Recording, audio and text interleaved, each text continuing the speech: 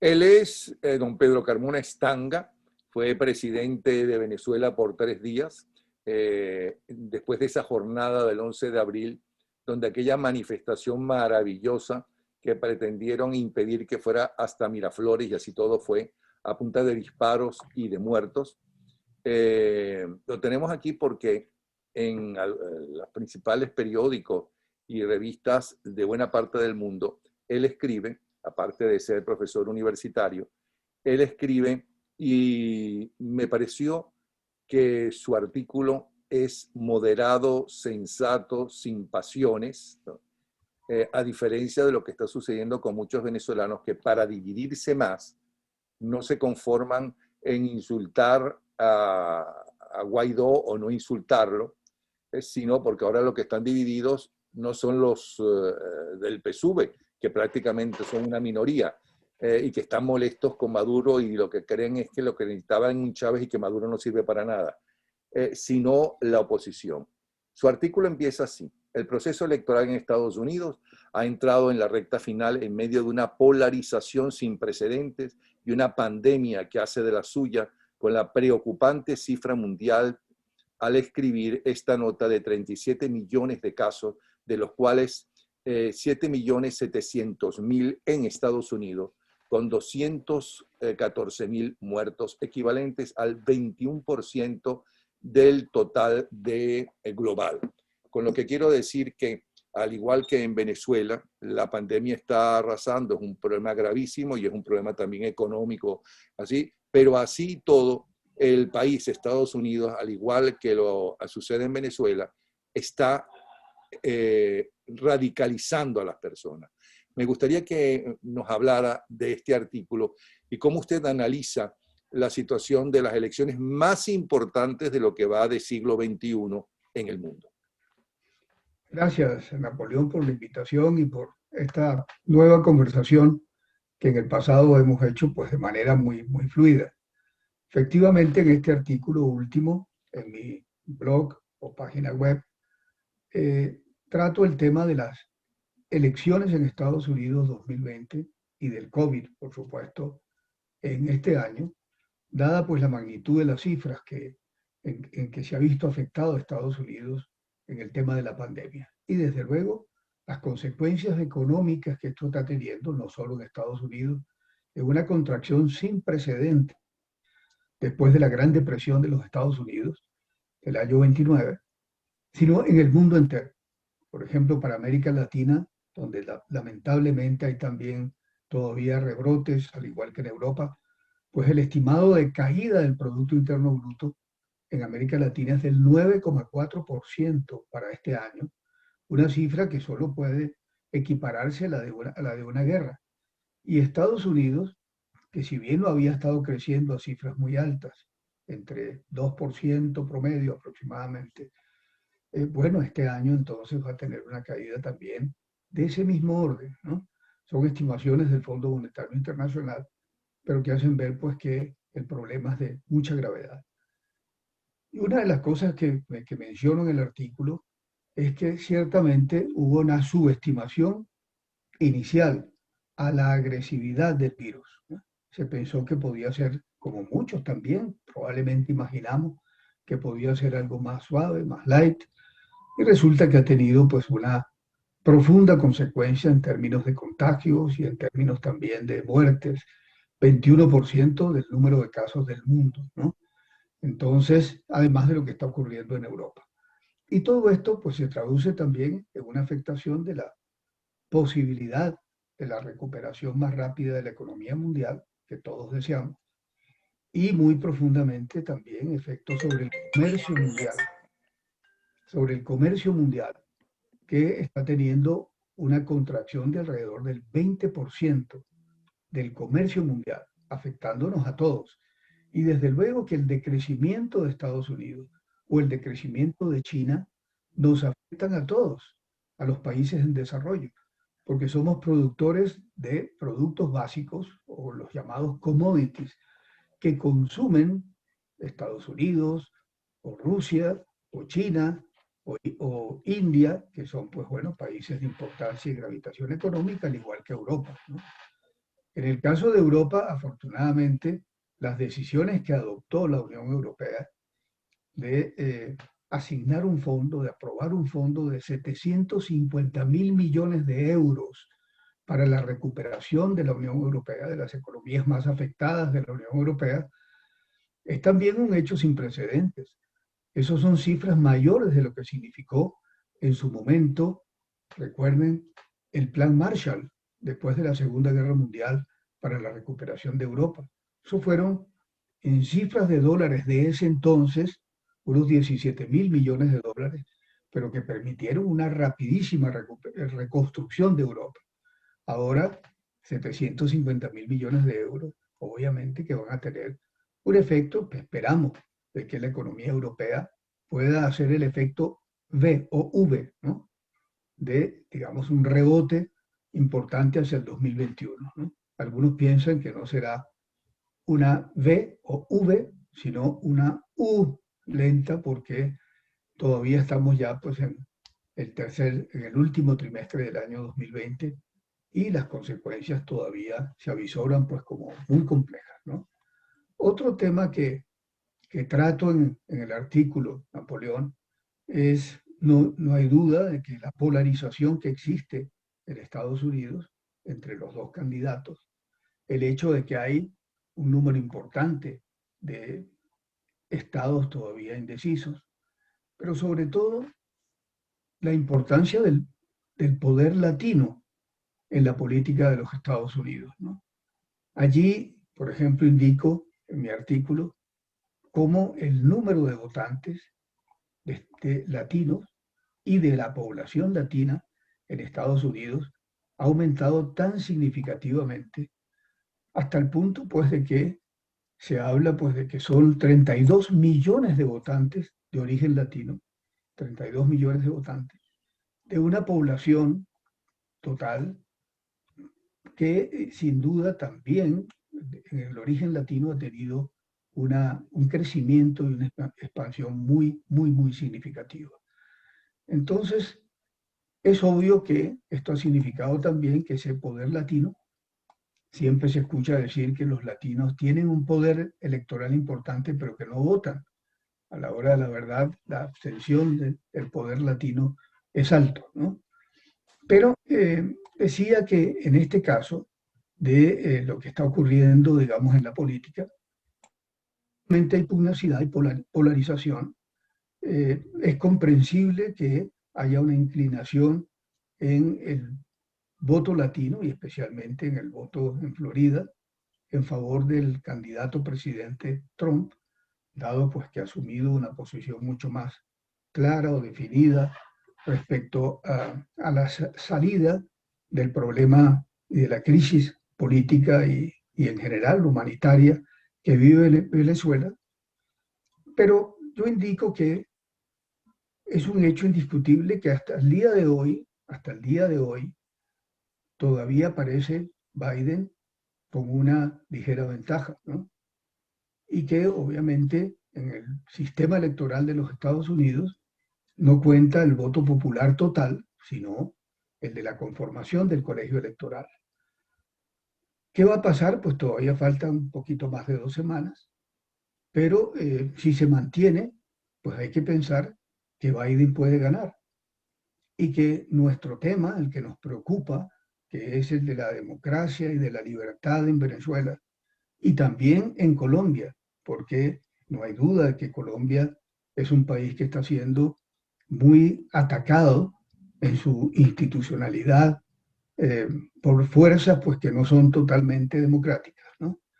Entonces, en este sentido, si hay una posibilidad objetiva de que Biden gana, yo no estoy diciendo que voten por Biden, sino que hay una probabilidad de que Biden gana, pues el tema venezolano que nos preocupa a quienes amamos a Venezuela y amamos la libertad y la democracia, es que el tema Venezuela pase a ser un tema bipartidista, blindado en cualquiera de los dos partidos, porque trasciende un debate puramente electoral o puramente pues latinoamericano o venezolano. Es un tema que tiene que ver con la seguridad nacional de varios países de la región de la expansión, por supuesto, también del narcotráfico, del crimen organizado y de los factores geopolíticos y geoeconómicos que están jugando en el escenario, que se están jugando en el escenario venezolano. De allí que, repito, sin tomar partido, reconozco lo que Trump ha hecho por la libertad en Venezuela y lo valoro y admito que eso es un punto a favor desde la óptica de los latinos, al menos venezolanos, en su favor. Pero también hay que pensar que, como decía, pues ante esta posibilidad cierta de un eventual triunfo de Biden, hay que asegurarse de que las manifestaciones que él ha hecho públicamente también en favor de la democracia y de la libertad en Venezuela, o las expresiones que vimos en el Congreso de los Estados Unidos en el momento en que fue recibido Guaidó con motivo del discurso del Estado de la Unión, significan realmente un blindaje de que el tema de Venezuela trascienda la, digamos, pugnacidad o polarización entre los dos partidos.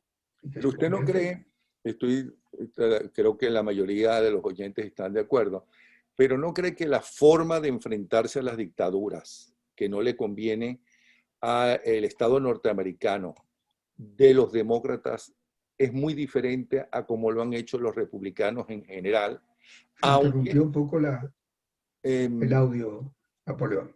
Que no le parece que la forma como los republicanos se enfrentan a las dictaduras que sienten que afectan a los Estados Unidos es diferente a cómo actúan los demócratas, que es como más a largo plazo. Sí, por eso digo, independientemente de cuáles sean nuestras simpatías personales o la forma en que veamos que puede ayudarse a la salida de la tragedia venezolana, independientemente de ello, en la medida en que esto se convierta en un tema de interés nacional y de interés mundial, pues como tiende a ser, pues nos aseguramos también los venezolanos de que sea quien sea la persona que sea la que ocupe entonces la primera magistratura de la Casa Blanca, tenga el tema venezolano como una alta prioridad. Yo claro, sé que hay... Cuando el tema venezolano sea realmente la gran preocupación de ese votante venezolano o Sí, cubano, ¿ok? sí. Y Cuba sea su principal preocupación. Porque el hecho de que si gana Biden, este país va a ser un país comunista, es una exageración, porque entonces lo hubiera hecho Obama, que tenía 8 años para hacerlo, y Biden era el vicepresidente. O sea, no va a ser un país comunista.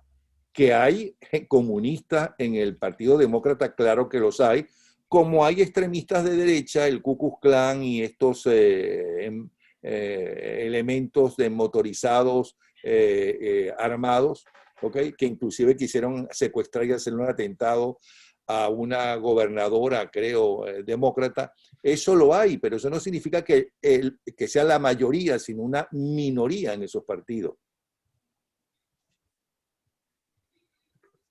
De nuevo se interrumpió tu audio, ¿no? ¿Qué piensa usted de eso?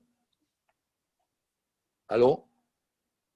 Le escucho, Sí, le escucho. hubo una pequeña interrupción en tu audio, pero bueno, entendí el sentido de lo que estabas planteando. Yo también considero que, repito, independientemente de que podamos los venezolanos y yo personalmente tener alguna inclinación en función de nuestra conveniencia como venezolanos en favor de Trump, decir que Biden va a llevar, pues, que es un nuevo Chávez, ¿no? Es una exageración, como tú acabas de decir. Yo creo que hay políticas que más allá de lo doméstico en Estados Unidos, en lo internacional no pueden tener eh, enormes variaciones. Y una de ellas, espero y aspiro a que sea el tema de Venezuela o de las relaciones con Nicaragua y Cuba, que son pues los países aliados en esta peligrosa circunstancia de la región latinoamericana, ¿no? Pero, ¿por qué? Porque en el fondo, detrás de todo eso, hay también poderosos intereses domésticos en Estados Unidos de que los elementos vinculados a la economía de mercado, a los grandes principios y valores sobre los cuales descansa la democracia de los Estados Unidos, no puedan ser fácilmente alterados, ¿no? Pero volviendo al punto del voto latino, Napoleón, cuando vemos una población de origen latino en Estados Unidos de 60 millones de personas, ¿no? 60, que es casi el 19% del total de la población de Estados Unidos. Y que ya pues en el caso de el derecho a votar de los hispanos alcanza entonces a un récord de 32 millones de votantes, que son 13% del registro electoral, pues no cabe duda de que el poder latino, y por eso lo disputan con tanta pasión los candidatos, pues es muy significativo. Y desde luego que puede ser determinante en algunos estados, particularmente yo diría el caso de Florida, pero también algunos estados que se consideran que son estados indecisos o estados columpio, como también los llaman allá pues en Estados Unidos. Y según pues la información que tengo, son unos 15 estados los cuales en la recta final van a significar una disputa importante y en varios de ellos hay porcentajes relevantes de voto latino. Por ejemplo, de los indecisos que se mencionan están Arizona, Iowa, Michigan, Minnesota, Nevada, New Hampshire, Carolina del Norte, Ohio, Pennsylvania, Wisconsin, Colorado, Georgia, Texas, que también tiene un voto latino importante, Virginia y Florida, pues del que hemos hablado de manera particular por la incidencia que tiene precisamente el voto latino y porque, como si fuera poco, se lleva 29 electores, pues, votos electorales. Ahora, ¿a usted no le parece que el voto latino, a excepción de, por ejemplo, la mitad sur de Florida, Sí, con tanto cubano y tanto venezolano, especialmente cubano, que ha tomado puestos significativos y ha logrado puestos significativos en la dirigencia del Estado, pero que ganan los republicanos, porque la parte norte es fundamentalmente republicana, la mayoría del voto latino está con Trump? Digo porque los mexicanos, los centroamericanos, los puertorriqueños, ¿no? No, los mexicanos, los centroamericanos sí, los puertorriqueños no creo que vean a Trump con cariño por la política que ha tenido con los migratoria. inmigrantes y su actitud frente a Puerto Rico cuando el huracán. Sí. Por eso es que veo en algunas encuestas que aún con el predominio pues, latino en Florida, por ejemplo, sin embargo las encuestas están dando ligeramente a favor de Biden, ¿no? Eso es lo que dicen las encuestas, no lo que digo yo.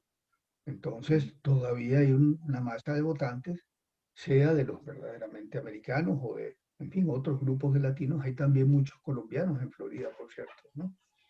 Eh, Ello es muy importante. Entonces, ¿qué es lo que Colombianos que la mayoría supongo estarán con Trump por sí, la yo, sí, actitud sí, de sí, Trump en esa política hacia Colombia y Venezuela. sí, sin Ahora, ¿por duda. qué usted cree que Trump eh, le dio tanta importancia a la lucha contra y las sanciones contra la narcodictadura venezolana, pero en cambio fue más bien condescendiente con el dictador de Corea del Norte, con Rusia, con el dictador ruso, es decir, con muchos dictadores?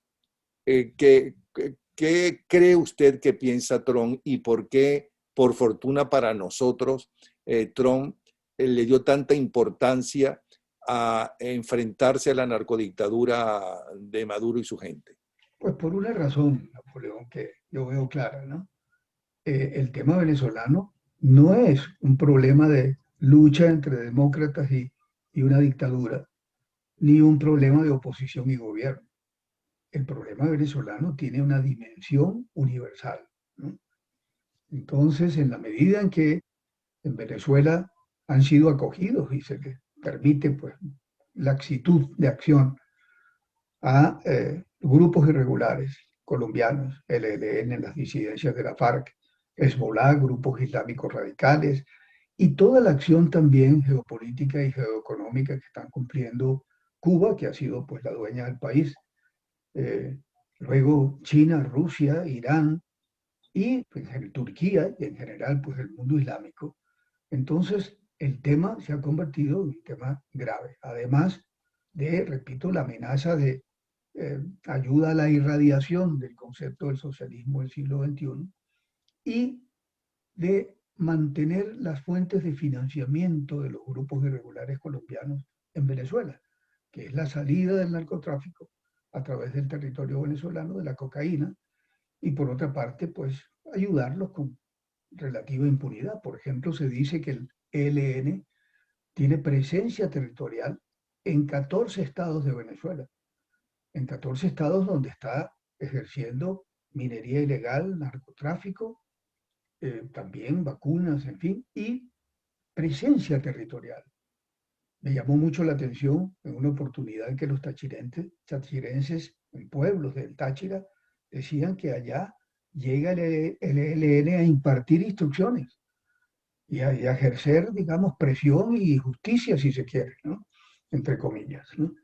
Entonces, todo eso hace que desde los Estados Unidos se vea pues el tema venezolano en nuestro hemisferio como una amenaza a la paz, como lo que es, una amenaza a la paz continental y un peligro muy grande para países vecinos como Colombia, precisamente que en la medida en que hay una frontera, tierra de nadie, donde están llegando armas, apoyos y la acción eh, pues muy fluida que tiene, por ejemplo, el ELN en departamentos fronterizos, con total impunidad, pues bueno, obviamente que tienen que ser una preocupación de mucho mayor nivel que la que se puede tener en otros escenarios mundiales importantes, como puede ser Oriente, y es decir, estamos frente al patio trasero de los Estados Unidos y Ahora, frente, esa denuncia que usted está diciendo ahora no tiene 4 años, es muy anterior ya cuando se sabía todo eso.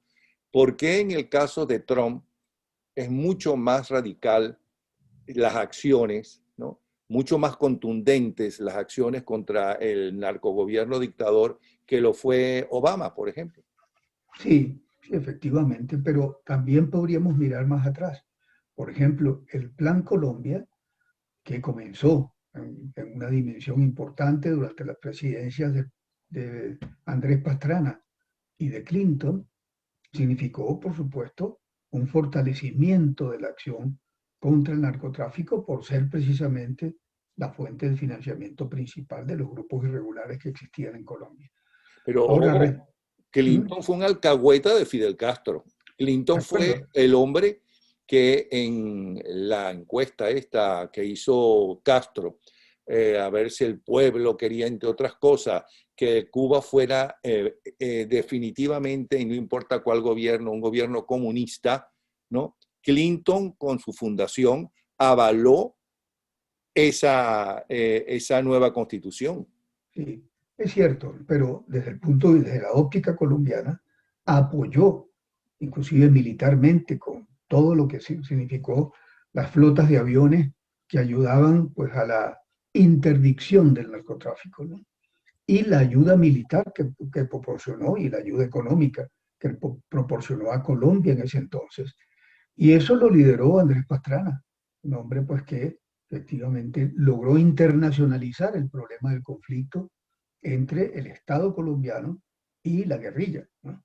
Entonces, lo que quiero decir es que en ese aspecto hubo de todas maneras colaboración en la lucha contra el narcotráfico importante, que luego más bien en cuanto a la presencia de aviones de interdicción de los Estados Unidos en territorio colombiano se canceló posteriormente.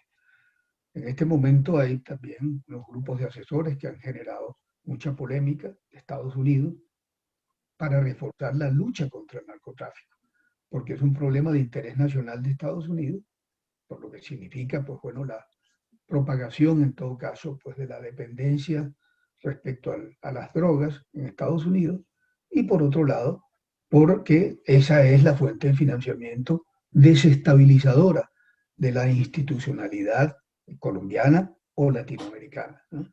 Entonces ahí veo pues que hay sí matices y hay diferencias en la intensidad de lo que puede haber significado Obama versus Trump.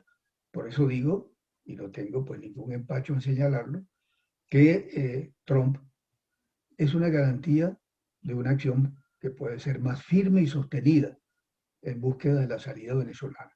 Y yo más bien, también en lo personal, y a riesgo pues de que caiga pues también en lo que tú señalabas al principio como una de las críticas, no digo que estoy con Biden, pero que puede ganar. Pero si alguna cosa creo que hay que corregir y rectificar en la política de los Estados Unidos, es en una estrategia mucho más definida y clara frente a América Latina, ¿no?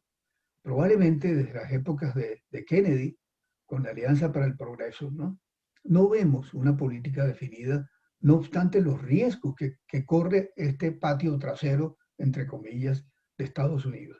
Entonces tiene que haber una política, independientemente del partido que llegue al poder, una política más definida con el desarrollo, con la pobreza, con la lucha también contra el crimen organizado y desde luego con la cooperación que puede haber en aspectos fundamentales para que nuestra región prospere y mucho más como va a quedar después de la pandemia. La región va a quedar en una situación catastrófica, ¿no? Solo en Colombia hay 4 millones de desempleados, ¿no? Imagínense ustedes el caldo de cultivo que eso significa para eh, para estos intentos de generar violencia y vandalismo, como ocurrió también el año pasado, no solo aquí, sino en Chile y en Perú.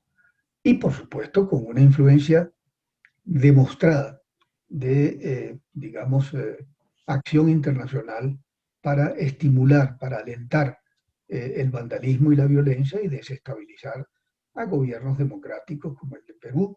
Ya Chile pues está embarcado pues en un próximo referéndum para una modificación constitucional. Había muchas cosas que podían corregirse en Chile, pero ojalá no sea esa una caja de Pandora, ¿no? Que no vaya a significar pues un cambio de rumbo, un salto al vacío, como el que dimos en Venezuela, cuando las personas o muchos votantes y hasta mucha gente conocida pues quería un cambio y en la búsqueda de un cambio se dio un salto al vacío a elegir a Chávez como presidente de la República, quien había pues jurado y perjurado que no era comunista, que no iba a desarrollar, que iba a respetar la propiedad privada, pues lo tenemos en los videos grabados, ahí están los testimonios.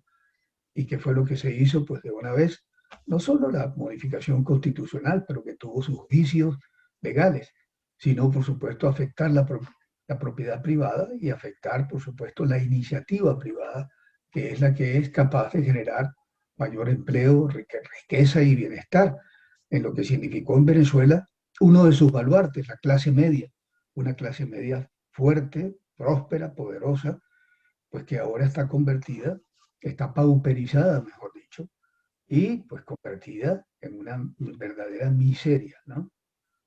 Lo digo pues inclusive a nivel familiar, le tomo el pelo pues a mi esposa, porque tiene una pensión de 400.000 bolívares mensuales, equivalentes a 0,92 también centavos de dólar.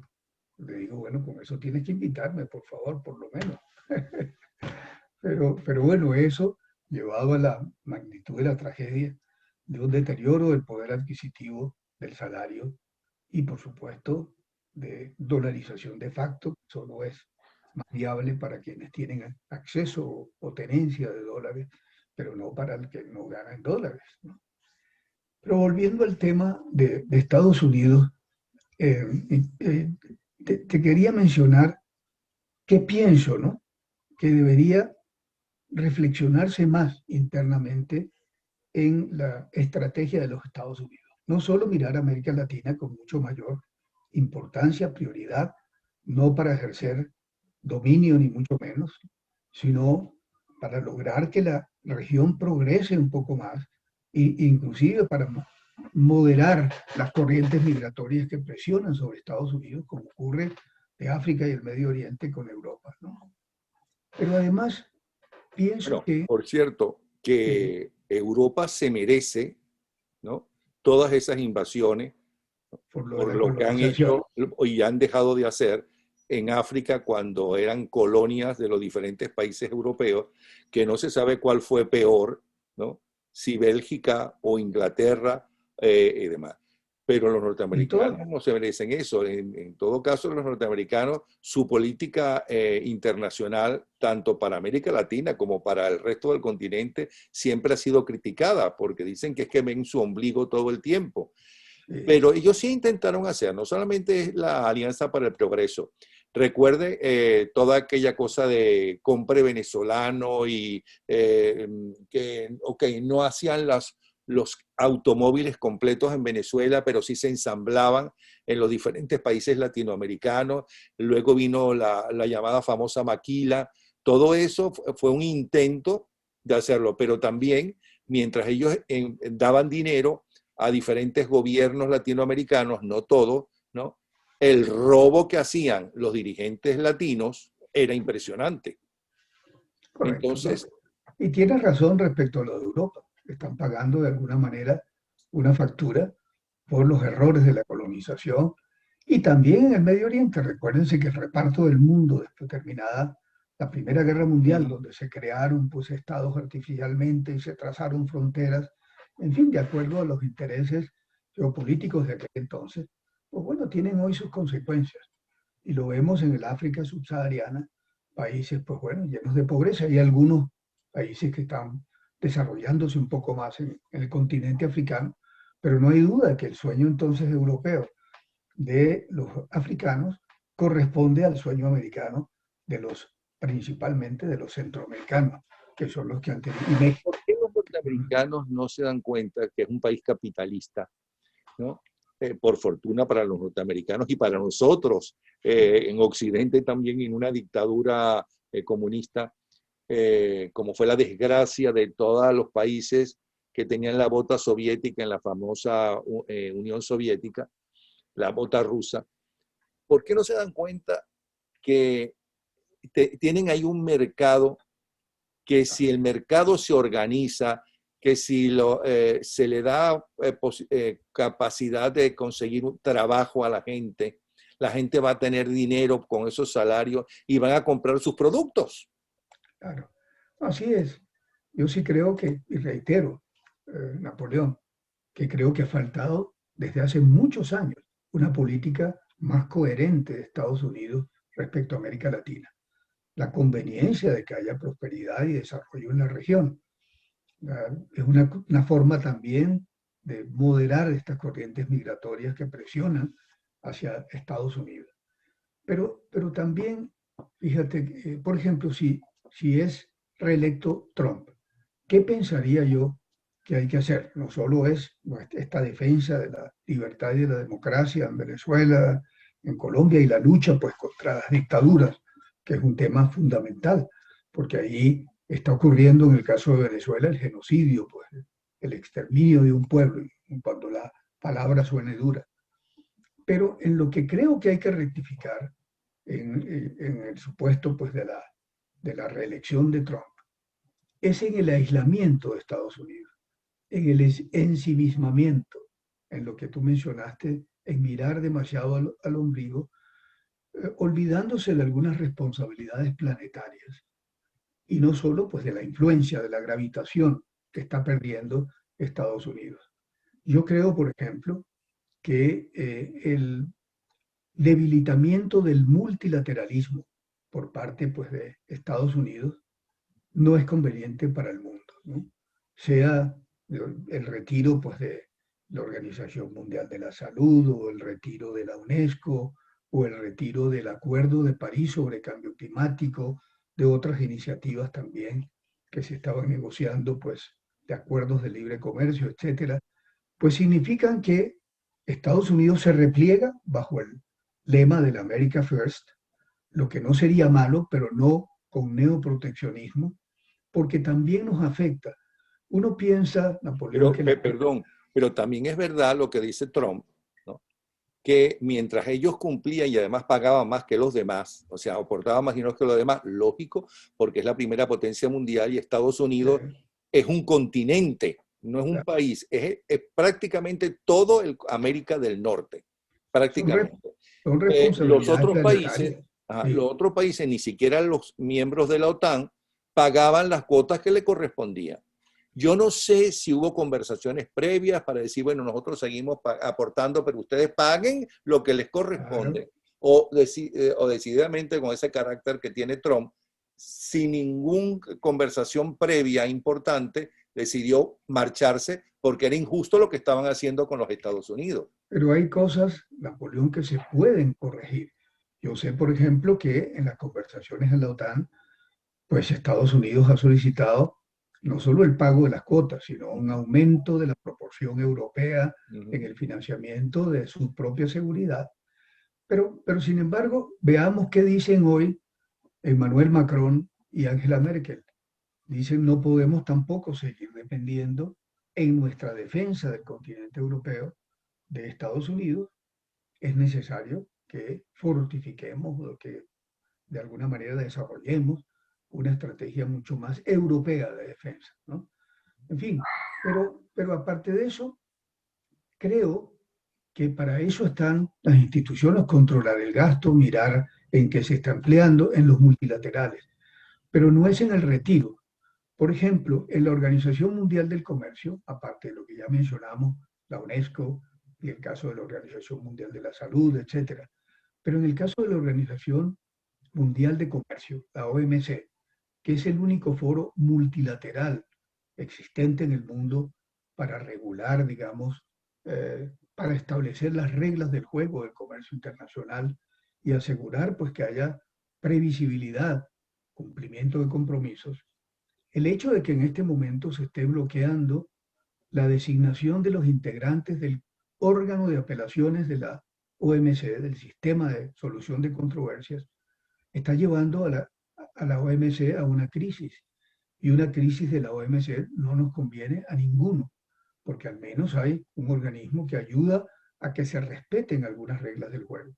Recientemente, por ejemplo, la OMC dictaminó que los aranceles aplicados contra China son ilegales. Miren cómo se devuelven los boomerangs, ¿no? Ahora Estados Unidos tendría que apelar esa decisión si quiere, pero el órgano de apelaciones está bloqueado por ellos mismos, ¿no? Entonces, cuando se habla de solución de controversias a nivel mundial en temas de comercio, no es que Estados Unidos haya sido perdedor siempre, ¿no? Más de 100 casos ha ganado Estados Unidos o ha sometido a la consideración de los mecanismos de solución de diferencias de la OMC. Entonces yo personalmente, y por mi formación, vocación y experiencia, soy defensor del multilateralismo, ¿no? Correctivos sí los puede haber, pero se requieren esas instancias y las requerimos también los países en desarrollo. En algún momento yo recuerdo, en la administración Bush, cuando se aplicaron medidas proteccionistas contra el mundo en la industria del acero. La Organización Mundial del Comercio analizó el tema en su mecanismo de arbitraje, dictaminó que la medida era ilegal y el presidente Bush, hijo, levantó las medidas. Pero ¿cuántas no ha ganado Estados Unidos en la OMC?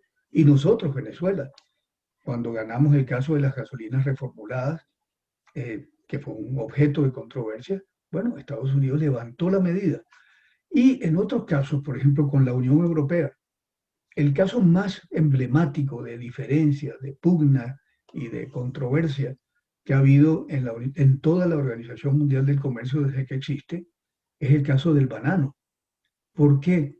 Porque Estados Unidos no, la Unión Europea aplicaba medidas discriminatorias contra América Latina en favor de sus ex colonias en África, en Asia y en el Caribe. Es decir, el resto de los latinoamericanos estábamos discriminados con aranceles compensatorios, con aranceles adicionales. Pues bien, América Latina ganó ese caso. Entonces, Ecuador, Colombia, Centroamérica están beneficiándose de que ya la Unión Europea está desmontando esos aranceles discriminatorios. Para que vean la importancia, esto como un ejemplo, de la existencia de un organismo como la OMC, del cual inclusive en algún momento se ha dicho que los Estados Unidos podría hasta retirarse. Pero no, es que tenemos que tener no solo unilateralismo ni bilateralismo, sino reglas multilaterales. Entonces es uno de los puntos. Y el otro, Napoleón, como comentario, es que frente a este aislamiento de Estados Unidos, ¿quién enarbola paradójicamente las banderas del libre comercio y del multilateralismo y de la defensa del multilateralismo? China. O sea que hábilmente los que tienen un sistema político diferente están enarbolando banderas que están creando vacíos de parte de Estados Unidos y del Reino Unido con el caso del Brexit. Mire, bien interesante esto, pero yo tengo una dictadura encima, que es la de mi mujer. Sí. Dice que la gente, cuando es muy largo, que la mayoría ve Sí, en teléfono, sí, sí, entonces es están verdad. haciendo perder al invitado el tiempo. Y a una segunda dictadura, que es que hoy me estoy entrando en el siglo XXI, con el Zoom, que solamente me permite 40 minutos. Excelente, ¿no? Muy bien. Yo sí Pero si prefiero pago que no 16 sea tan dólares, largo. si pago 16 dólares y algo mensuales, puedo estar 2 horas o 3, pero es que soy muy pichirre con los dólares. Ya veo, Con ¿no? lo poco que tengo.